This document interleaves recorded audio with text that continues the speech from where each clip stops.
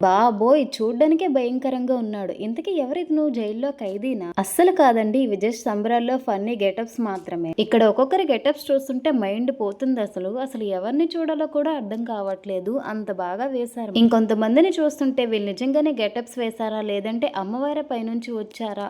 అనేలా అమ్మవార్లా అయితే రెడీ అయ్యారు. అలా రెడీ అవ్వడమే కాకుండా నిజంగా పూనకం వచ్చినట్లయితే డాన్స్ చేస్తున్నారు. నాకైతే ఈ గెటప్ చాలా బాగా నచ్చింది. నిజంగా పరమేశ్వరుడు కాళికామాతలా అనిపించారు. ఫైనల్ గా మేము ఎంతగానో ఎదురు చూస్తున్న అమ్మవారు అయితే వచ్చేసారు. ఇంక ఇక్కడ అమ్మవారితో పాటుగా కాళికామాత కూడా వచ్చారు. చిన్నప్పుడు అయితే ఇలా కాళికామాత మా వీధుల్లోకి వస్తే నేను అస్సలు బయటకు వచ్చేదాన్ని కాదు. అంతలా భయపడేదాన్ని. మా చిన్నప్పుడు ఎప్పుడు ఇలా తోలుబొమ్మల ఆట అయితే చూశాను. మళ్ళీ ఈ సంబరాల్లో చూడండి, రథం పైన అయితే ఇలా తోలుబొమ్మల ఆటలు అయితే వేస్తున్నారు.